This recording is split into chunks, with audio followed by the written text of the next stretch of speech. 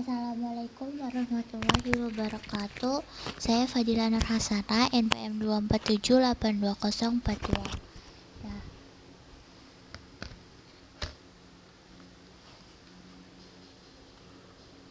pada praktikum paket tracer configure router on stick interface routing ini, fokus utama pembelajaran adalah mengonfigurasi komunikasi antar FLAN menggunakan satu interface router.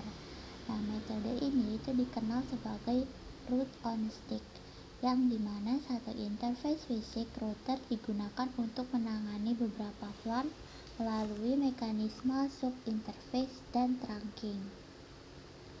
Nah, praktikum diawali dengan peninjauan topologi jaringan. Pada topologi ini terdapat satu router. Di sini terdapat satu router yang terhubung ke switch melalui link fisik. Nah, serta beberapa FLAN yang telah dikonfigurasi pada switch. Karena FLAN bekerja pada layer 2, maka komunikasi antar FLAN membutuhkan perangkat layer 3, dalam hal ini router. Nah, langkah pertama adalah mengakses router pada interface pada CLI-nya. Nah, setelah masuk ke mode user exec, perintah enable dijalankan untuk masuk ke mode privilege exec. Nah, perintah ini diperlukan agar administrator dapat melakukan konfigurasi router. Selanjutnya, perintah configure terminal dijalankan untuk masuk ke global configuration. Pada mode ini, seluruh konfigurasi interface routing akan dilakukan. Nah, sebelum melakukan konfigurasi pada router, penting untuk memastikan bahwa interface switch yang terhubung ke router itu telah dikonfigurasi sebagai trunk. Trunk ini itu berfungsi untuk membawa traffic dan dari seluruh FLAN menuju router. Konfigurasi trunk pada switch dilakukan menggunakan perintah switch port, mode trunk, serta pembatasan FLAN yang diizinkan jika diperlukan. Setelah trunk pada switch dipastikan aktif, konfigurasi selanjutnya itu pada router. Kita masuk ke interface fisik yang terhubung ke switch. Misalnya interface gigabit Ethernet 00. Di sini kita pakai gigabit 00.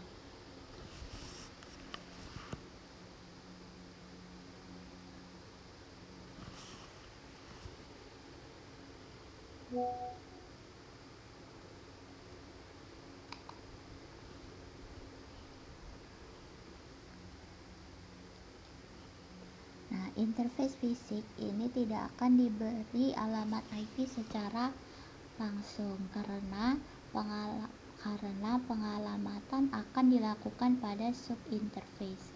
Nah, langkah berikutnya adalah membuat subinterface untuk setiap FLAN. Nah, subinterface itu dibuat dengan menambahkan nomor subinterface pada interface fisik. Misalnya interface gigabit Ethernet 00.10. Nah, subinterface ini mewakili FLAN 10. Di dalam mode subinterface, perintah encapsulation.1q10 digunakan untuk menentukan bahwa subinterface tersebut menangani traffic FLAN 10 dengan enkapsulasi.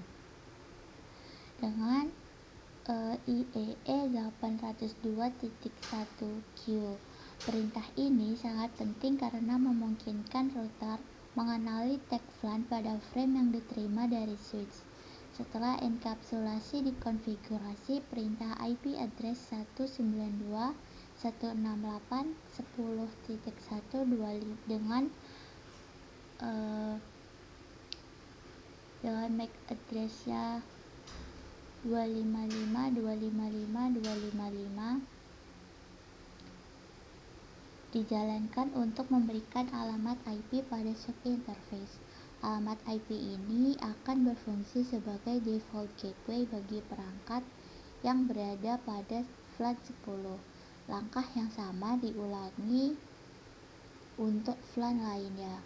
Misalnya untuk VLAN 20 dibuat subinterface gigabit 00.20, kemudian dikonfigurasi dengan encapsulation .1q 20 dan alamat IP yang sesuai dengan jaringan VLAN 20. Proses ini diulangi hingga seluruh VLAN memiliki subinterface masing-masing. Jika terdapat native VLAN, maka subinterface untuk native VLAN dapat dikonfigurasi menggunakan perintah encapsulation .1q99 native. Nah, perintah ini menandakan bahwa VLAN tersebut akan menangani frame yang tidak diberi tag. Setelah seluruh subinterface dikonfigurasi, langkah berikutnya adalah mengaktifkan interface fisik router dengan perintah no shutdown. Nah, dijalankan pada interface fisik agar router dapat mulai mengirim dan menerima traffic. Tanpa perintah ini, seluruh subinterface tidak akan berfungsi. Nah, selanjutnya itu verifikasi konfigurasi router. Perintah show IP interface brief digunakan untuk melihat status interface dan subinterface beserta alamat IP-nya. Dari output perintah ini, kita dapat memastikan bahwa seluruh subinterface berada dalam kondisi up dan telah memiliki alamat IP yang benar.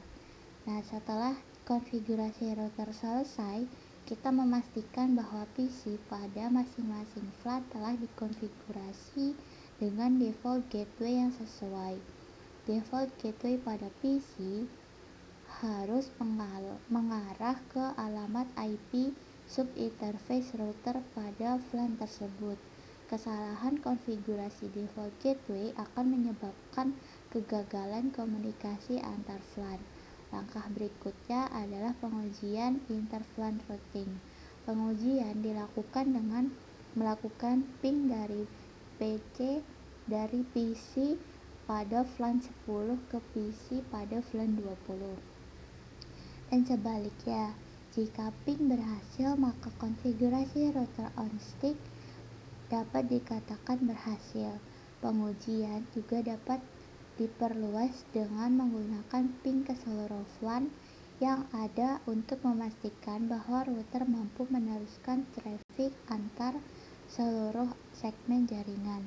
Hasil pengujian ini menjadi indikator bahwa routing antar VLAN berjalan dengan baik. Praktikum ini menegaskan bahwa router on stick merupakan solusi yang efisien untuk jaringan berskala kecil hingga menengah karena hanya membutuhkan satu interface router untuk melayani banyak VLAN. Namun demikian, metode ini memiliki keterbatasan bandwidth karena seluruh traffic antar VLAN mewakili satu link fisik sebagai penutup. Nah, praktikum configure router on stick inter-VLAN routing memberikan pemahaman menyeluruh mengenai cara kerja inter-VLAN routing menggunakan interface router, konfigurasi trunk, serta pengujian konektivitas antar VLAN. Kemampuan ini merupakan kompetensi dasar yang wajib dikuasai oleh mahasiswa jaringan. Nah, dengan selesainya praktikum ini dapat disimpulkan bahwa komunikasi antar VLAN tidak dapat terjadi tanpa perangkat layer 3 dan router on stick merupakan salah satu mode yang umum digunakan untuk menyediakan fungsi tersebut dalam jaringan VLAN. Sekian yang dapat saya sampaikan. Wassalamualaikum warahmatullahi wabarakatuh.